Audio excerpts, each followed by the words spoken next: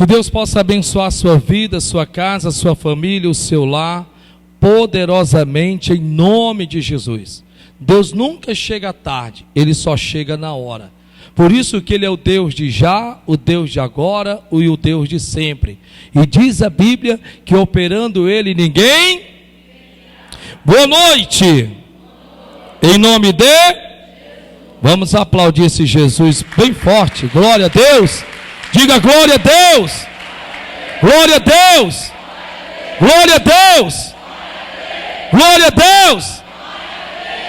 Coloque a mão no coração e diga: querido Deus, em nome de Jesus, fala conosco nesta noite, pelo Espírito Santo, que áreas da minha vida sejam trabalhadas, não pelo homem, mas pela tua palavra. Meu Deus, fala conosco nesta noite, em nome de Jesus. Faz a sua oração. Pai, em nome do teu Filho Jesus, para a glória e teu nome santo, eu te peço, conceda-nos, ó Deus, uma palavra simples, mas inspirada, uma palavra simples, mas ungida, não eu, mas o Espírito Santo que neste lugar habita, possa abrir a luz do nosso entendimento, desbloqueando a nossa mente, em nome de Jesus. Repreende principados e potestades, os mesmos anjos cujo pela fé foram colocados neste santuário, que com espada desembainhada repreenda todo mal, em nome de Jesus. E você diga amém e glória a Deus. Que nunca jamais ouviu falar da saída de Israel do Egito. Eu acredito que não é necessário, não é preciso ser crente para saber disso. Até aquele que nem crente é, sabe que um dia Deus libertou a Israel do Egito. E o libertou com mão forte. E fez coisas extraordinárias que até os dias de hoje se comentam. E sabemos nós e temos aprendido que para a glória de Deus, a quem Deus usou? Um homem como qualquer um de nós aqui. A Bíblia Sagrada diz que este homem chamado Moisés, Deus através dele fez prodígios, milagres e maravilhas. Não diferente do que Deus possa fazer através de nós. A Bíblia Sagrada diz que assim como Deus escolheu a Moisés, Deus também escolheu você. A Bíblia diz que não fomos nós que escolhemos servirmos a Deus. Não foi você que simplesmente tomou a decisão de aceitar Jesus. Não, pelo contrário. Tudo isso foi um trabalhar de Deus na sua vida. Foi um mover de Deus em você. A palavra de Deus veio e convenceu-nos a aceitá-lo como nosso Salvador. Não fomos nós que encontramos a Deus, não fomos nós que encontramos a Cristo. Foi Ele que nos encontrou, porque na verdade quem estava perdido éramos nós. Fomos nós que, para a glória de Deus, fomos verdadeiramente alcançados por Deus.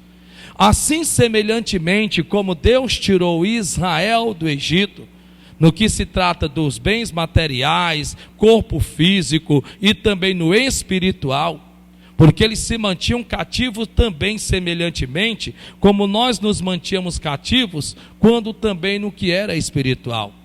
Eles se mantinham por debaixo de um jugo de servidão e escravidão, e como escravo não tinham direito a pensar, como escravo viviam em opróbrio, e como escravo viviam uma vida que não tinham direito sequer à saúde. Nós sabemos que o Deus que nós servimos, Ele trabalha em todos os âmbitos da nossa vida. Ele trabalha no âmbito material, que é aquele que nos abençoa financeiramente. Ele trabalha também no âmbito, para a glória de Deus, do corpo físico, que é aquele que providencia-nos a nossa cura. E no âmbito espiritual, revestindo-nos da presença do Espírito Santo e através de Jesus Cristo, nos garantindo a nossa salvação. Esse é o Deus que nós servimos. O Deus que nós servimos não é só o Deus que se preocupa em querer nos salvar, porque isso Ele já fez. Ele deu-nos o seu Filho para que nele nós crendo, não perecêssemos, mas tivéssemos a vida eterna. Olha que coisa linda. A minha, a tua, a nossa salvação não precisa de esforço algum. Você não precisa fazer absolutamente nada para ser salvo. Você não precisa oferecer sacrifício, você não precisa fazer coisa alguma por merecer pela sua salvação. Por quê? Porque ela já foi nos dada em Jesus Cristo. O que nos basta é nos policiarmos, é nos vigiarmos. Para quê? Para que não nos desviemos para a esquerda e nem nos desviemos para a direita. Para que não nos deixemos levarmos pelos desejos desenfreados da nossa carne, que tanto nos tenta levar ao pecado, para nos tirar e nos privar da graça de nosso Senhor e Salvador Jesus Cristo. E que se ainda assim tivermos feito, podemos irmos até a Deus e dizermos: Deus, eu pequei contra os céus, pequei contra ti, pequei, eu preciso do teu perdão. E não importa o pecado, seja ele o tamanho ou a gravidade dele, seja qual for, não importa. Não importa o tamanho ou a gravidade do pecado que cometermos, porque o nosso Deus não tende a tratar com pecadinho ou pecadão. Jesus não morreu pelo pecador maior ou pelo pecador menor. O sacrifício foi um só. O sacrifício foi um só. E por ter sido um só e o mesmo, foi para perdoar todos os pecados, todos eles. É interessante que eu fale sobre isso, por quê? Porque nós levamos uma consciência de autocondenação, de que parece que Deus não nos ouve porque pecamos, que Deus não quer perdoar-nos os nossos pecados por conta da gravidade do pecado que nós cometemos. Muitos não precisam nem do diabo para acusá-los, eles já se acusam a si próprios, já se condenam a si mesmos, e entram naquele pensamento de que, passando por qualquer tipo de sofrimento, começam a ser levados àquele pensamento: meu Deus, aonde foi que eu errei? O bem da verdade é que não tem como nós não errarmos. Por quê? Porque nós nunca vivemos essa vida. Nós nunca vivemos esta vida, é a primeira vez. Por isso que Deus nos deu a sua palavra, para quê? Para que vivêssemos de acordo com ela, para que não sofrêssemos, para que verdadeiramente desfrutássemos do melhor dessa terra, como está escrito no livro de Isaías, capítulo 1, versículo 19. Quando a Bíblia Sagrada diz assim: se quiserdes e me ouvides, comereis o melhor dessa terra. Porém o mesmo Deus adverte no versículo 20: porém se não quiserdes e não me ouvirdes e não seguirdes os meus mandamentos, sereis devorados pela espada, porque a boca do Senhor o disse. É importante que nós entendamos a semelhança da saída de Israel do Egito, também assim como a minha, a tua, nossa saída, no que é espiritual e na condição espiritual que nós vivíamos quando estávamos lá no mundo. Eu não acredito, preste bem atenção, eu não acredito que Deus simplesmente tirou-nos do mundo em que nós vivíamos, simplesmente para estarmos sentados num banco, quer seja de plástico, quer seja como for, dentro de uma igreja, e Satanás, o diabo, permanecer nos humilhando, nos envergonhando, como outrora nós éramos quando estávamos no mundo. Eu não acredito que Deus deixou-nos à mercê de Satanás, aquele infeliz que eu quero que ele se ferre. Eu não acredito que Cristo deixou-nos à mercê do inimigo para ficar brincando conosco, para que ele simplesmente decida quando quer nos prejudicar, quando quer nos fazer sofrer, quando quer fazer com que coisas... Não, eu não acredito nisso, porque seria muita covardia, seria um Deus muito covarde. Que Deus é este? Que simplesmente Satanás decide na hora que quer, como quer, do jeito que quer, vou fazer esse sofrer, vou fazer aquele sofrer. Não, negativo. Pelo contrário, eu acredito sim que assim como Deus tirou a Israel do Egito, para que esses verdadeiramente pudessem viver uma vida melhor do que a vida que viviam. Eu não acredito que Deus salve uma família para viver aos troncos e barrancos, eu não acredito. Eu não acredito que Deus salve uma casa para que essa casa simplesmente desmorone. Eu não acredito. Eu não acredito que Deus tenha dado filhos para seus pais para lhes ser por vergonha. Eu não acredito. Eu não acredito que Deus tenha feito um homem unir-se a uma mulher unir-se a um homem, para que ambos vivam em tapas e beijos. Eu não acredito. Eu não acredito que Deus tenha nos dado condição de vivermos uma vida, mas vivemos uma vida de miséria, uma vida de escassez, uma vida de pobreza, e depois nós dizemos a única coisa: ao menos eu vou para o céu, enquanto que tem muitos que também vão para o céu, desfrutam de uma vida abençoada por conta da mudança de mentalidade que aconteceu dentro de si. O bem da verdade é que você precisa acordar. Você precisa entender que nós não somos meros pecadores perdoados. Escute, nós não somos meros pecadores perdoados. Não é isso, minha gente. Simplesmente Deus veio, você está perdoado, mas continue de marré, você está perdoado, mas continue doente. Você está perdoado, mas continue com o seu lar dividido. Você está perdoado, mas continue discutindo dentro de casa e brigando. Você está perdoado, mas os teus filhos te sejam para vergonha. Você está perdoado, mas continue com a sua empresa indo de marré, de pior a pior. O importante é que vocês vão para o céu, mas vocês têm que provar aí na terra que são humildes para sofrer, humildes para estar se escondendo quando alguém vem lhe cobrar. É isso que eu quero. Eu não acredito nisso. Me perdoe, porque se for assim, então eu vou ter uma conversa com ele lá em cima, quando lá eu chegar e dizer: Deus, eu li a Bíblia errada. Eu não li a Bíblia certa. O Senhor me enganou durante o tempo que eu servi o Senhor. Porque lá o Senhor diz que tirou Abraão da sua terra, da sua parentela. E esse, quando decidiu te servir, o Senhor abençoou a ele, abençoou sua casa, abençoou sua família. O qual não só diz que o abençoou, como ele também prosperou. Eu li a Bíblia errada. O Senhor lá me enganou lá embaixo. Porque eu li na tua palavra que Isaac, em um certo momento, que estava em meio à escassez, não havia uma gota de chuva, uma gota de água do céu. Ele semeou em terra seca e colheu a 100 por 1 no mesmo ano. Eu li a Bíblia errada. Eu li a Bíblia errada que Jacó, sem te conhecer, dormindo em pleno relento, pedra feita em travesseiro, de repente agora diz a tua palavra que até Israel vai se tornar. Eu li a Bíblia errada. Eu li a Bíblia errada, Senhor. Me perdoe, então, quer dizer então, que para mim mostrar que eu sou de Deus, aleluia, glória a Deus, louvado seja o nome do Senhor. Jesus, eu não sabia que eu tinha que viver uma vida de marré, de opróbrio. Ah, Senhor, me perdoe, porque eu li a Bíblia errada.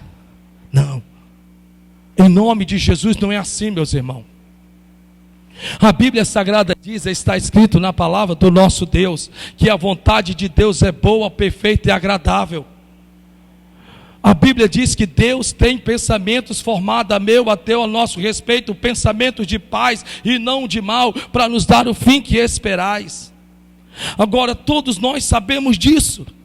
Nós sabemos que Deus quer o melhor para nós, sabemos que Deus quer o melhor para o relacionamento, sabemos que Deus quer o melhor para a família, sabemos que Deus quer o melhor para os nossos filhos. Nós sabemos de tudo isto. Mas também sabemos que tem o contrário disso. Sabemos que Satanás, o diabo, não poupa esforços para destruir um lar. Sabemos que Satanás não poupa esforços para destruir um casamento. Sabemos que Satanás, o diabo, não poupa esforços para destruir uma família. Sabemos que Satanás, o diabo, aquele peçonhento, vem para matar, roubar e destruir. E por conta disso não vigiamos, não nos policiamos, não acordamos, não despertamos. E o pior é que parece que é como que Satanás não existisse. É como que Satanás fosse um faz de conta, sabe, alguém que jamais vai me molestar, jamais vai vir se levantar contra mim. Pelo contrário, a Bíblia diz que aquele que está de pé, cuide para que não caia. É o que a palavra de Deus diz. A Bíblia Sagrada diz que ele vem sorrateiramente. A Bíblia diz que ele é como uma raposa que vem durante a noite para quebrar um muro de pedra. Não é um muro de tijolos como esses, que se você pisar, simplesmente despedaça. É um muro de pedra. A Bíblia diz que Satanás, está escrito, eu só estou lhe dando um versículo bíblico. A Bíblia diz que se preciso for, ele vem como anjo de luz para enganar os escolhidos do Senhor.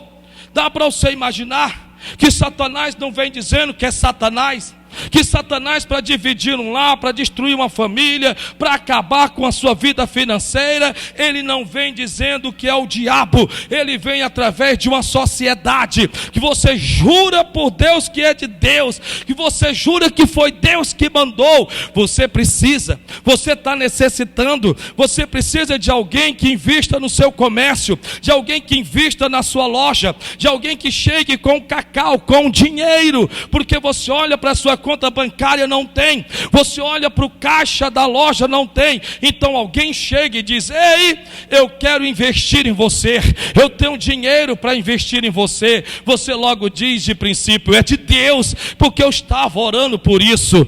Cuidado, porque nem sempre as primeiras ofertas provêm do Senhor. O diabo, Satanás, sabe muito bem disso.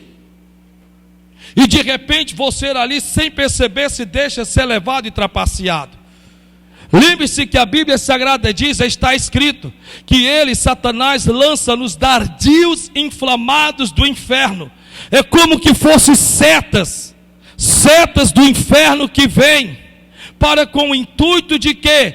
Ter acesso a você, ter acesso à sua família, ter acesso à sua casa, ter acesso ao seu lar, ter acesso dentro da sua loja. E ele vem como que se fosse um anjo de luz, se passando de amigo, se passando de quem está muito preocupado com você, se passando de quem está tão preocupado. Quer dizer, ele vai ganhando espaço, ele vai ganhando território. Mas aprenda uma coisa em nome do Senhor Jesus de Nazaré. A Bíblia Sagrada também diz, está escrito, que um dentre muitos propósitos do inimigo é cegar-nos à luz do nosso entendimento. Sabe o que significa cegar? É fazer com que você não consiga enxergar o perigo que está à sua frente. Você não consegue enxergar, você não consegue ver. Pessoas chegam para você e tentam lhe despertar, você não consegue ver, por conta de que muitas vezes o inimigo vai te encher de razão.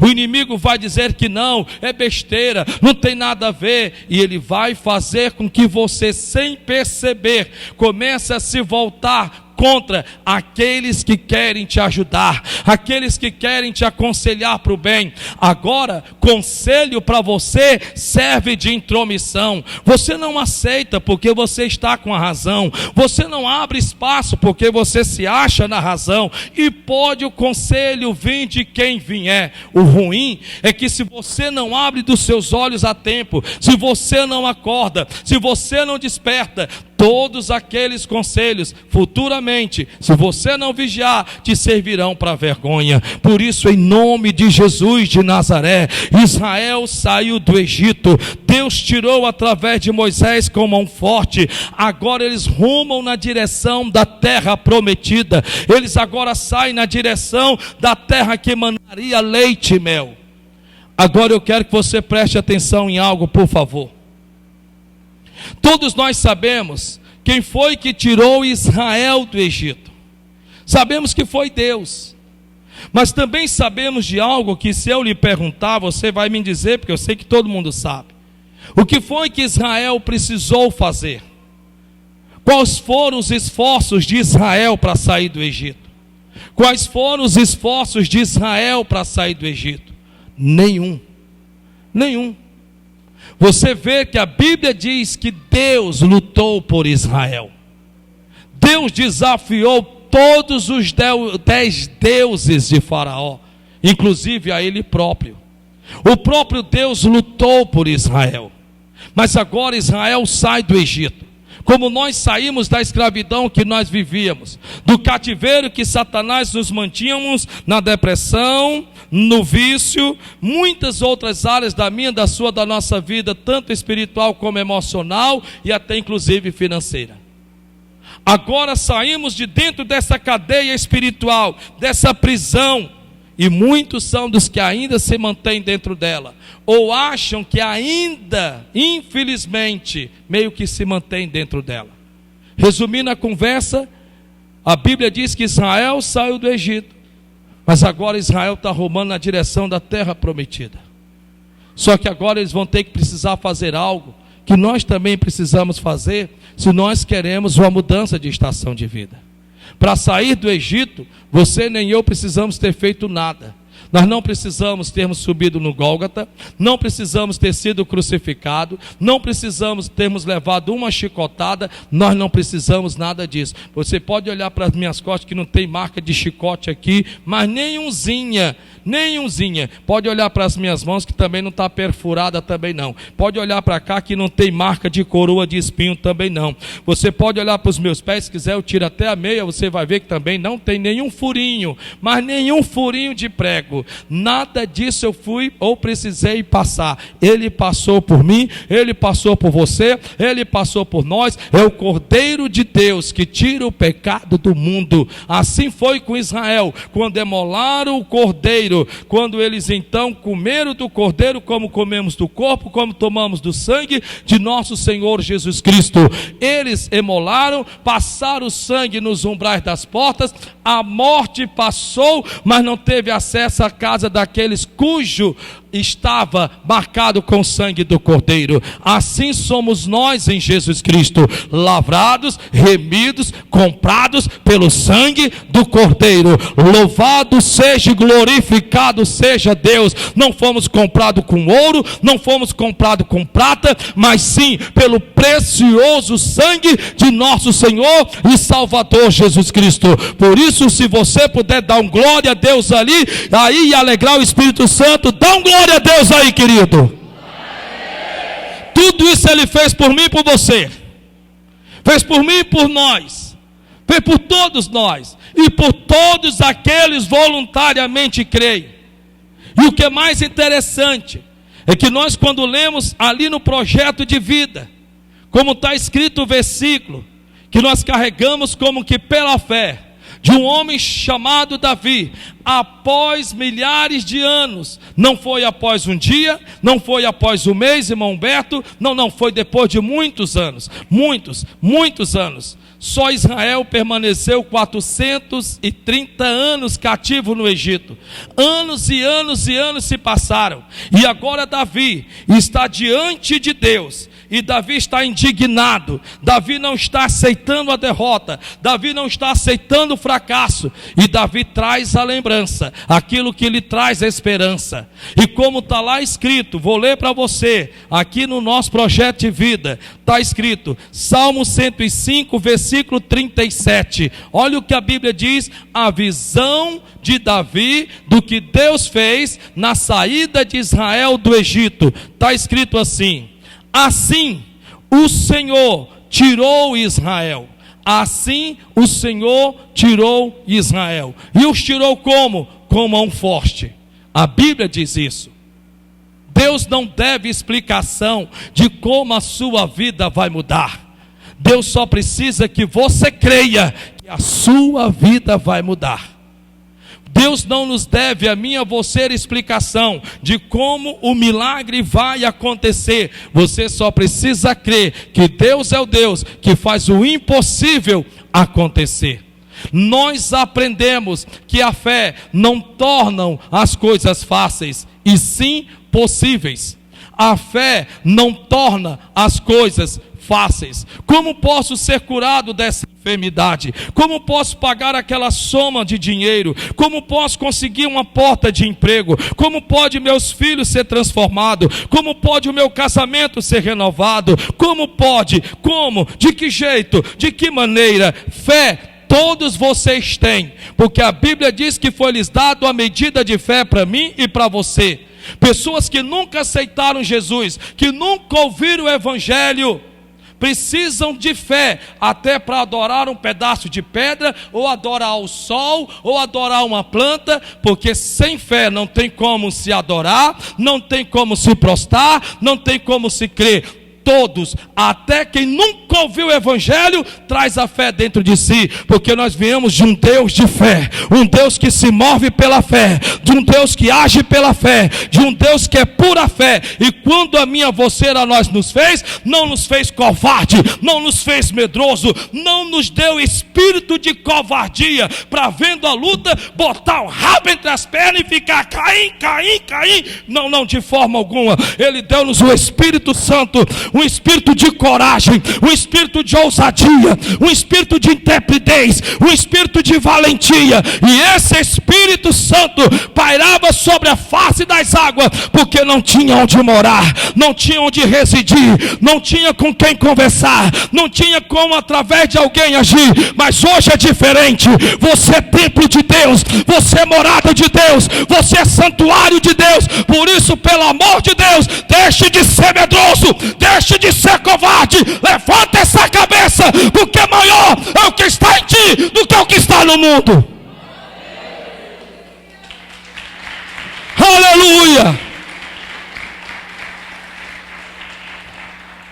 Isso não é para lhe fazer sentir bem, é a verdade.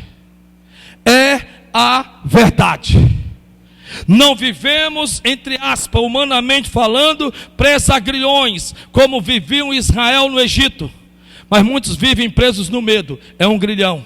Outros vivem presos na dívida, é outro grilhão. Outros vivem presos na doença, é um grilhão. Remédio para acordar, remédio para andar, remédio para dormir. Outros vivem de depressão a depressão, é um grilhão. Outros vivem no estado deplorável de vida, é outro grilhão. Satanás simplesmente, ele apropriou-se da mentalidade de muita gente para escravizá-lo na maior prisão e a mais cruel que existe na face da terra, a própria mentalidade.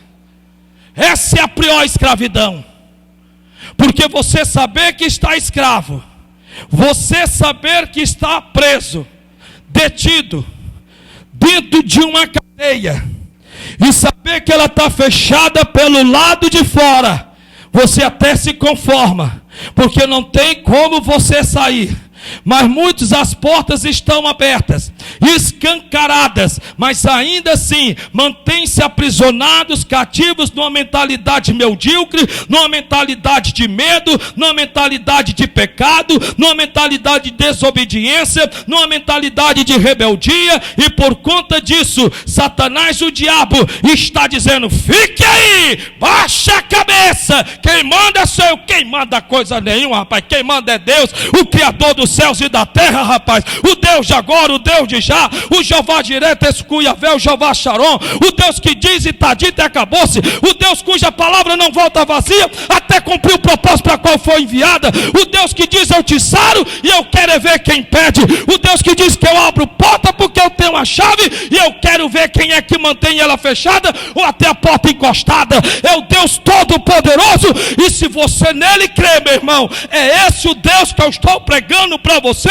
Não é o Deus que me motiva. Aí eu estou tão motivado. Motivado acaba com a pressão. Motivação se acaba com a pressão. Você é pressionado, você recua. Você é pressionado, você se acovarda. A coisa não acontece como você quer, você descrê, você deixa de funcionar. A fé não torna as coisas fáceis, a fé torna as coisas possíveis. Por isso que a Bíblia Sagrada diz, está escrito: operando eu, quem?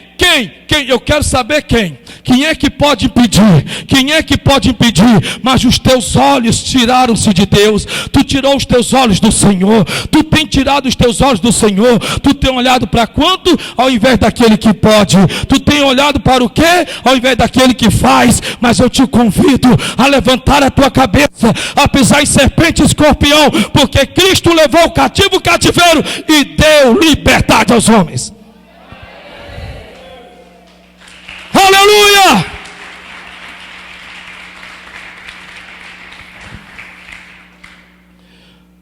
Você precisa sair de dentro da caixa. Você precisa sair de dentro da caixa. Isso daqui é o nosso pior inimigo, irmãos. Ele é cruel, ele é assustador, ele nos apavora, ele nos amedronta, ele nos assusta, ele nos intimida, porque ele faz-nos com que os nossos olhos levem-nos a crer no que ver e não no que Deus diz. Israel saiu do Egito, não precisou fazer nada, assim como nós fomos libertos por Cristo. Tudo isso Deus fez por mim e por você. Mas por que de repente Israel não entra na terra prometida?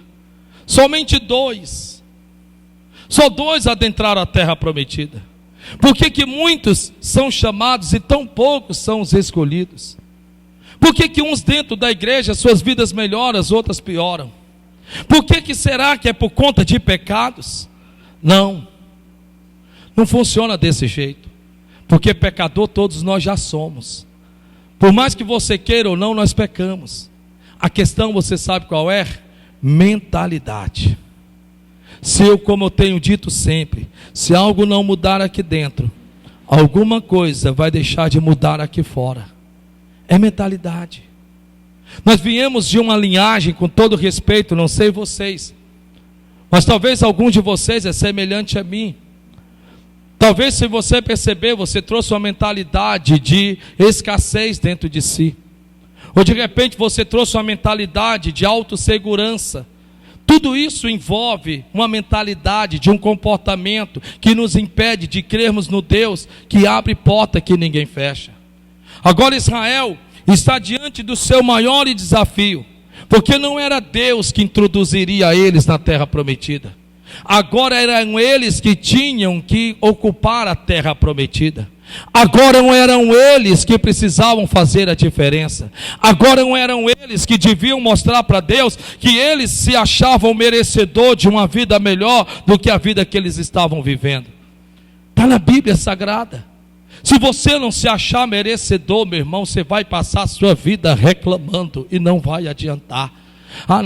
Não tem dinheiro para gás, não tem dinheiro para água, não tem dinheiro para aluguel, desse jeito não sei o que é que eu vou fazer. Olha, mas antes que eu nunca tivesse nascido, olha, já pensei até em me suicidar. Para falar a verdade, olha, parece uma coisa, eu trabalho para os outros, quando é para mim não dá certo. Quer dizer, você entra num processo de mentalidade, de como que se fosse Deus que não quisesse que a sua vida desarnasse.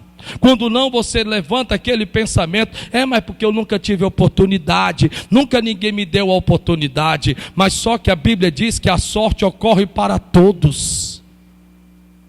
A questão é que você precisa verdadeiramente entender que para se ocupar a terra, você precisa crer. Para que você possa mudar as estações da sua vida, você tem que pegar da espada, você tem que verdadeiramente combater o bom combate. Tem coisas que Deus faz por mim, tem coisas que Deus faz por você, glória a Deus por isso, mas tem coisas que Deus espera que você faça, que você haja, que você assuma uma posição. Você precisa entender isso. Você não precisa viver uma vida como você vivia. Não, você pode mudar esta vida como que no estralar de dedo, trazer paz para dentro da sua casa. Basta com que você decida viver verdadeiramente uma vida cuja mentalidade é voltada para aquele que te chamou e te alistou para combater o bom combate da fé. Tudo só depende exclusivamente de você, porque Deus está a teu favor. Deus está a teu favor. Se você fizer a coisa certa, como fez Abel, que agradou a Deus como pai e a seus pais, Deus vai te honrar. Mas se você fizer o inverso, como Caim, a tua vida vai ser destruída. Não existe A ou B ou C ou D, porque se a vida de Caim ficou destruída, marcada pela vergonha, por que você acha que se você desobedecer os seus pais, a sua vida não vai se tornar a mesma? Ou do que falar do filho pródigo, quando a Bíblia Sagrada diz, está escrito que este chegou para os seus pais, bateu de frente com seus pais, Deus assistiu toda a cena, e como que pensando ele, que aquilo ficaria por isso mesmo, passou-se luas e luas e luas, porque nem sempre o castigo vem na hora, nem sempre a repreensão vem no agora, muitas vezes vem com um ano depois, com meses depois, com um certo período depois, e quando vem, meu irmão, quando vem de Deus, vem para arrancar o couro das costas, vem para você ser levado à humilhação, a um estado de humilhação. Não que Deus queira fazer com que isso aconteça, porque Deus primeiro avisa, depois Deus alerta, depois Deus previne, mas muitos infelizmente acham que não é assim, e quando menos se deparam, diz a Bíblia, assim como Caim, que pagou um alto preço, porque levou pelo resto da vida a marca da vergonha, assim como foi o filho pródigo, que teve que desejar comer bolotas de porco, porque infelizmente os que estavam ao seu lado, os que se diziam ser seus amigos, os que se diziam ser seus coleguinhas, tiraram o time, porque depois que o mundo te usar, ele vai cuspir em você, pisar em você, esfregar tua cara no chão, e você vai ter que voltar para dentro da tua casa como em frangalho. E mais glória a Deus que se isso acontecer, porque senão é porque não houve mais tempo para você. Escute, porque tem coisas na vida que o nosso Deus faz por nós, mas tem coisas que não é Ele quem faz, somos nós que temos que fazer. Por isso, olhe para o seu irmão que está do seu lado e diga: Deus está falando contigo.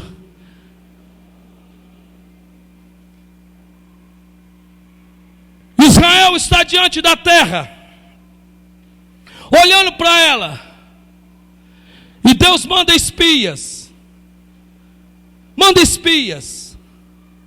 Esses espias só tinham que ir lá, olhar a terra, ver se Deus era verdadeiro ou mentiroso. Porque dos tempos de Abraão, Deus disse: sai da tua terra, sai da tua parentela, e vai à terra que eu te mostrarei, ela mana leite e mel. E Deus, que na sua infinita misericórdia, agora para tirar a prova dos 9, Deus diz: mande Moisés espias, para espiar a terra, porque pode ser que eles acham que eu sou mentiroso. Pode ser que eles digam: é mentira, está vendo que Deus tem terra boa para nós, sendo que essa terra já era por direito de Israel, porque Abraão já tinha comprado essas terras, pertencia a ele. Mas por conta da desobediência, quando Deus falou para Abraão: não desças ao Egito, ele desceu. Quando Deus falou para Isaac: não desças ao Egito, ou quando falou para Jacó, mas lá na frente, ele, através da necessidade, por conta de que tinha José sido levado para o Egito, ele teve que descer, e por conta disso, tornaram-se escravos na história. Tudo está na Bíblia, tudo está na Bíblia. Várias vezes Deus diz, está escrito: não desças ao Egito, não desças ao Egito, não desças ao Egito. Está na Bíblia. Deus fala várias e contínuas vezes: não desças ao Egito, não faças parte do Egito, não desças ao Egito, não arrume amizades no Egito. Ou você acha que no Egito tem alguma coisa que lhe sirva? Não, eles é que irão se servir de você, e depois que se servir de você, você já não vai ter mais preço nem valor para eles, então você vai ver a decepção. Não desças ao Egito, não desças ao Egito, não desças ao Egito. Deus várias vezes falou. Israel desobedeceu, tornou-se escravo no Egito, mas veio agora o sofrimento, clamaram a Deus, Deus os tirou do Egito, estão diante da terra prometida, mas Deus queria saber qual era a mentalidade deles, se a mentalidade deles ainda era egípcia, se a mentalidade deles ainda era uma mentalidade de escravo, se a mentalidade deles era uma mentalidade pobre, se a mentalidade deles era uma mentalidade escassa, como muitas vezes nós crentes adoramos a um Deus grande, mas não cremos na grandeza de Deus. Adoramos a um Deus que cura, mas não cremos na cura de Deus. Adoramos a um Deus que prospera, mas não cremos na prosperidade de Deus. Precisamos do milagre, mas Deus não faz milagre por precisão. É como dinheiro, não fica na mão de quem precisa. Para nós terminarmos hoje esse simples recado de Deus para você e para mim e para nós. Israel espiou a terra. É como se eu lhe dissesse assim: olhe para cá. Já vou terminar, está com 23 minutos de mensagem. É como se eu dissesse para vocês assim: ei, eu queria os enviar para ver a terra. Então eu queria que vocês fizessem o seguinte: vamos lá. Eu queria que vocês procurassem ir naquela cidade onde vocês têm ali os melhores shoppings. E depois de lá eu queria que vocês então fossem agora nos melhores restaurantes. Depois eu queria que vocês fossem nas melhores lojas. Eu queria que vocês fossem até lá, eu queria que vocês espiassem tudo lá. Então você vai nas melhores lojas. Uau, que coisa linda. De repente você vai nos melhores shoppings. Nossa, que coisa maravilhosa. De repente você agora, para a glória de Deus, vai nos melhores restaurantes. Uhul, isso é maravilhoso. E vocês me voltam para trazer a notícia. Vocês me voltam para trazer a notícia. Só que aí, lembre-se de uma coisa. Diga comigo: a minha visão está fraco. 1, 2, 3 e já. Mais ou menos. 1, 2, 3 e já. Está condicionada a minha mentalidade. A minha visão está condicionada à minha mentalidade. Não pode ser o inverso. Porque se eu vejo, mas a minha mentalidade é outra, ainda que eu veja, eu não me deixo levar pelo que eu vejo, porque a minha mentalidade é outra. Eles viram com os olhos. Porque sabemos que quem vê com os olhos, e quem tem visão tem com a mente. Eles viram, sim, muito bem, glória a Deus. É como quem olha para o dia de amanhã, porque o dia de hoje foi ruim, a semana passada não foi boa de vendas, de repente amanhã não vai ser, porque se semana passada não foi, tão condicionada a condição de Pedro: pesquei a noite inteira e nada apanhamos. E esquece que uma vez que vem a palavra de Deus, basta com que eu lance a rede sobre ela. Mentalidade de Pedros. Mentalidade de Pedros. Mentalidade de Pedros. Que olham para o seu passado indesejado e ama trazê-lo para o seu presente, como se Deus os condicionasse a uma vida de fracasso. A Bíblia Sagrada diz que eles voltaram. Vamos lá, para terminar agora. Números 13. Versículo 25 diz assim: e eles voltaram de espiar a terra, assim como eu falei para vocês. Vamos aos melhores shoppings, vamos às melhores lojas, vamos aos melhores mercantil, vamos aos melhores restaurantes. E voltamos. E caminharam e vieram a Moisés e a Arão e a toda a congregação dos filhos de Israel no deserto de Parã, em Cádiz. E deram-lhe notícias a eles e a toda a congregação, e mostraram-lhes o fruto da terra, o resultado. Eles trouxeram frutos da terra. Por que eles trouxeram frutos da terra? Que no caso eram uvas. Porque escravo não tem direito a comer nem sequer o talo da uva, quanto mais a uva. É como quem deseja, mas não pode comer porque não tem como comprar, porque não tem condição de arcar com aquilo. É como já diz lá aquele cantor, que nunca e jamais provara caviar. É aquilo que ele diz, é uma grande verdade. Nunca vi, só ouço falar. Não, eu nunca vi, só ouço falar. Aquilo ali é uma realidade de uma mentalidade. Não sei se você já viu a reportagem, ele falou sobre isso. Por que você, essa música, ele disse, sabe por conta de quê? Porque me diziam na minha infância, meus pais me diziam na minha infância, que aquilo era coisa de rico. Eu comer caviar, aquilo ali era coisa de rico. Eu que me via naquela condição, que eu jamais acreditasse que eu podia comer aquilo. Então, através disso, foi que eu construí essa canção, em que eu nunca vi, só ouço falar. Porque com isso eu estou tentando levar as pessoas a entender verdadeiramente que elas podem, desde que elas se esforcem e creia que elas podem. E não é crente, viu? Ele não é crente. Aí eles voltaram, trouxeram fruto da terra, versículo de número 27, e contaram-lhe, e disseram: fomos à terra que nos enviaste, e verdadeiramente mana leite e mel, e este é o seu fruto. Realmente o que Deus falou era verdade, não era mentira. Versículo 28, o povo, porém, que habita nessa terra é poderoso. Claro que é poderoso, porque fraco não constrói nada na vida. Claro que é um povo poderoso. De onde é que você já viu o fraco construir alguma coisa? Vocês estão ainda aqui? Vocês ainda estão aqui? Você nunca vai ver um fraco construindo alguma coisa na vida. Não tem como. Não tem como. Não tem como você construir alguma coisa nesta vida se mostrando fraco. A Bíblia diz que se tu te mostrares fraco, no dia da tua angústia, a tua força será pequena. Está na Bíblia. Se tu te mostrares fraco, eu gosto de uma tradução que diz frouxo, que quer dizer covarde, medroso, acuado. A Bíblia diz que se nós nos mostrarmos fracos no dia da nossa angústia, a nossa força será pequena. Por isso que a Bíblia diz: diga ao fraco, eu é que sou forte.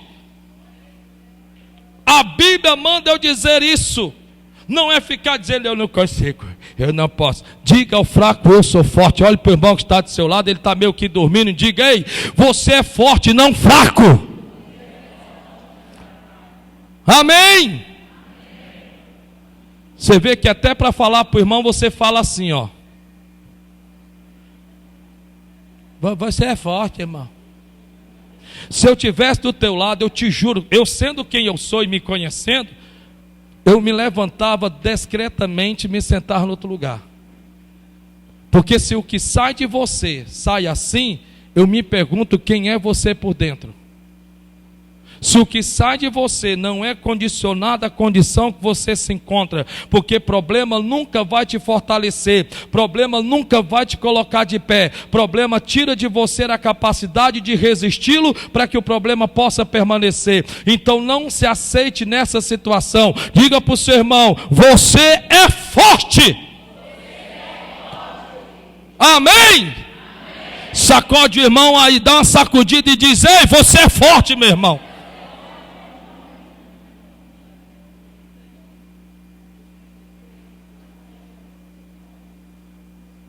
O povo, porém, que habita nessa terra é poderoso. É claro que fraco não constrói nada. E as cidades fortificadas, é claro que quem é que vai conquistar e deixar a regalia para qualquer um vir e tomar conta? Ninguém não é louco. Você não vai deixar o que você conquistou para qualquer um vir e tomar posse. Você vai guardar. É como quem guarda os seus filhos, é como quem guarda o seu casamento, é como quem guarda os seus pertences, é como quem guarda a sua casa, é como Samar no campo de lentilha. Pode vir um exército, eu morro em combate, mas nunca mais eu vou voltar para dentro de uma caverna ou me esconder dentro de uma cova. É como Gideão que malha trigo no lagar, e eu fico imaginando se malhar trigo no lagar, meu amigo, aquilo só em passar pelas pernas arranha, corta, sai sangue, mas é melhor que dê no sangue, como diz o apóstolo Paulo, do que eu me deixar ser derrotado pelo diabo. É como diz a palavra de Deus, querido. Ei, você tem que pôr dentro de você. E aí a Bíblia diz: e as cidades fortificadas e muito grandes, também vimos ali filhos de Anak. Os amalequitas habitam na terra do sul, os heteus e os jebuseus e os amoreus habitam na montanha, e os cananeus habitam junto do mar e pelas margens do Jordão. É claro que eles ocupam os melhores lugares, porque até de forma regional eles classificaram: olha, os caras são os caras, eles só moram em lugares bons, eles só moram em lugares tops. Olha, eu quero que você veja, rapaz, os caras são os caras mesmo, viu? É claro, porque eles não vão morar, com todo respeito, em lugares desfavoráveis, eles vão procurar morar em melhores lugares.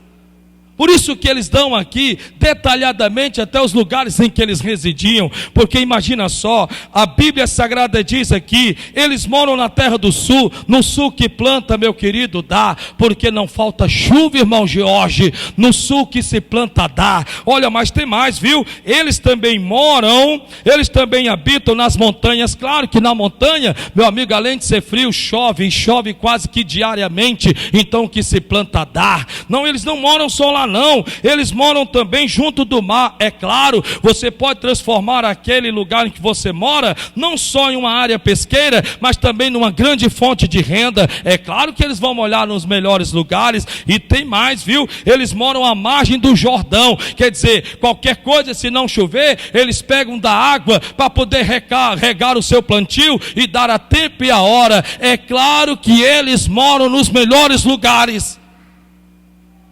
Está aí na Bíblia para você ver. É claro que eles moram em melhores lugares. Me perdoe a ignorância, me perdoe, irmão, mas você que anda sempre a Fortaleza, vai e volta, vai e volta, vai e volta. Se nós formos em 2 shoppings, se nós formos no shopping Guatemir, perdoe a minha ignorância, mas está aqui, irmão Jorge, se eu estou mentindo. Se nós formos no shopping Guatemir, e de lá sairmos e formos no shopping do Rick Jorge, não estou desfazendo das pessoas, eu estou mostrando a realidade. Você chega no shopping Guatemi, até parece que as pessoas que andam lá é de outro universo, é de outro país, é de outro mundo, rapaz, não é verdade? É impressionante. Você olha para eles e você diz, uau, o que é isso? Parece que é um povo de outra nação. Como pode uma coisa dessa, rapaz? Quando você vai para o shopping lá do Rick Jorge, você olha e diz, não pode, não é possível uma coisa dessa, porque o próprio mundo, eu estou mentindo? Não é verdade? É desse jeito. O próprio mundo faz distinção de mentalidade. O próprio mundo faz distinção de mentalidade, de condição. O próprio mundo faz isso. E nós, para piorar a coisa, ainda assim, infelizmente, nos aceitamos a esta condição. Por isso eu lhe digo poderosamente no Espírito Santo de Deus, declare para a sua vida, Egito nunca mais.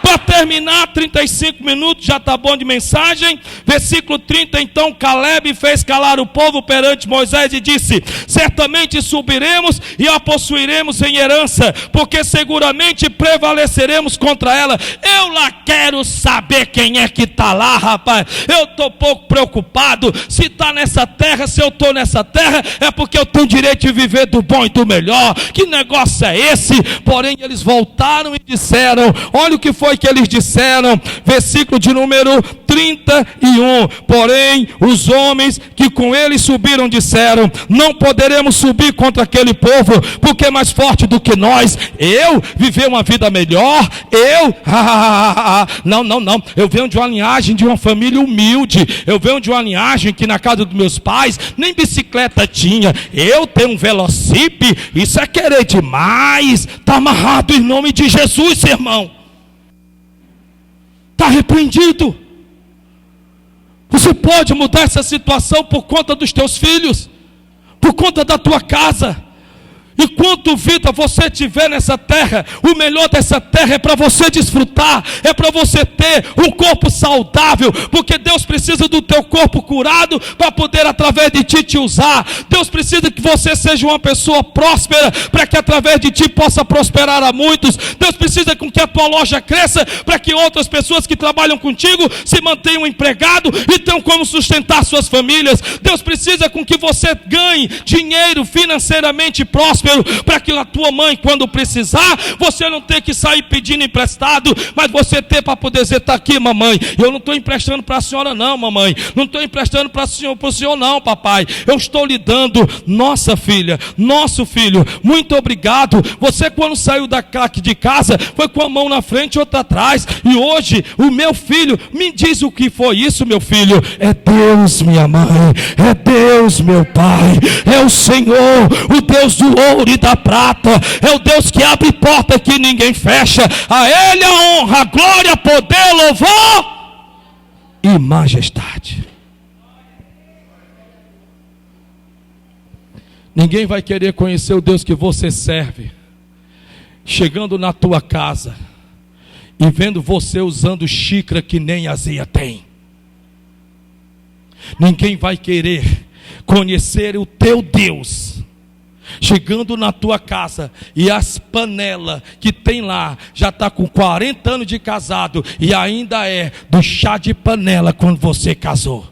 Que a pobre das panelas chega tão assim, ó. Ninguém vai querer saber qual é o teu Deus chegando na tua casa e você estando sentado na cadeira da tristeza. Aleluia. Ninguém vai querer conhecer esse teu Deus. Ninguém vai querer conhecer o teu Deus chegando na tua casa e olhando lá para tuas prateleiras e está tudo cheias de Tupperware. Eu tenho as minhas Tupperware, minhas Tupperware, minhas Tupperware. Enquanto isso, você quando vai armazenar alguma coisa, você pega aquele potinho de sorvete que você guardou para colocar porque não usa as tuas Tupperware, porque você não merece usar as tuas Tupperware, elas são só de enfeite.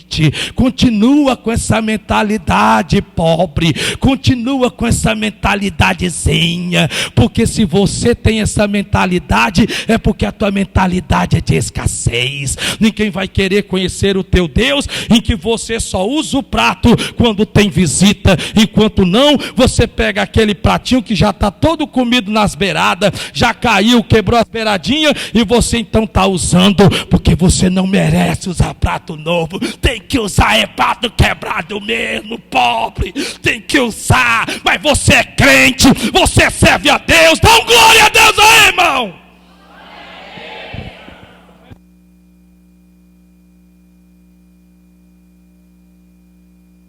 Me diz como é que você pega para pobre, me diz, é complicado, irmão, pregar para pobre é uma desgraça.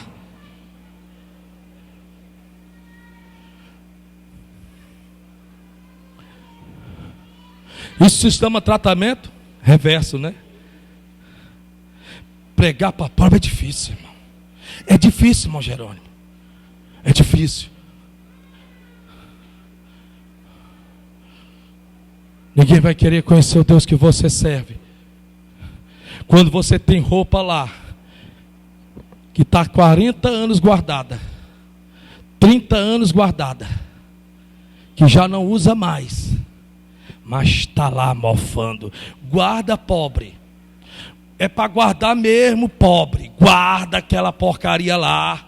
Não é porque o senhor sabe, né? Eu sou tão apegada. É bom, faz isso. Faz sim. Faz como Israel, quando Deus disse para não armazenar, mas não creram em Deus e guardar até que no outro dia mofou e não prestou e teve que jogar no lixo. Vai, pobre, faz isso. Continua no teu Egitozinho, pobrezinho. Continua usando garrafa PET como garrafa d'água, pobre. A tua geladeira fica linda. Olha que coisa linda. Tu pega a garrafa de refrigerante, lava, enche de água e coloca no congelador. Pastor, olha, eu sou tão pobre que nem R$2 eu tenho para comprar a garrafa d'água. Questão não é dinheiro, é mentalidade. É mentalidade. Agora me diz, eu termino aqui, me diz como é que Deus vai mudar uma criatura dessa?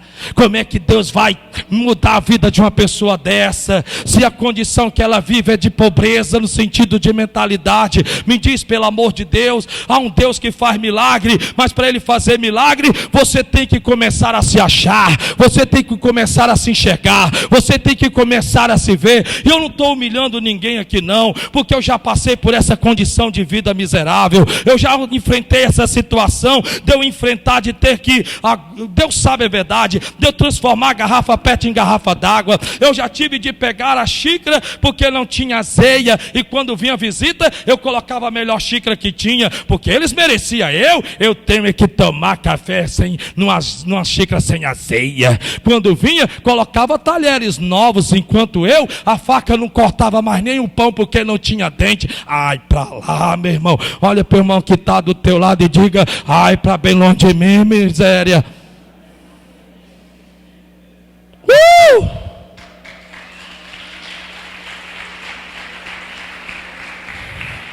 Você não pode colocar o novo se não tirar o velho do lugar. Não fala de nós, né? Que nós somos novos. Você está na Bíblia. Não se pode. Ajeita aquele troço, que aqui não sei se o nome é esse, mas em Mossoró é troço, né? Ajeita aquele troço daquela dispensa. Tira aquele demônio lá de dentro. Arruma aquilo, ajeita aquilo. Ajeita aquele negócio. Vê o que presta, guarda. O que não serve, vende se for necessário. Ou então planta na vida de alguém se for preciso. Mas ajeita aquele negócio. Deus não opera na bagunça. Deus não prospera em coisas pela metade. Ajeita aquele negócio. Arruma aquele negócio.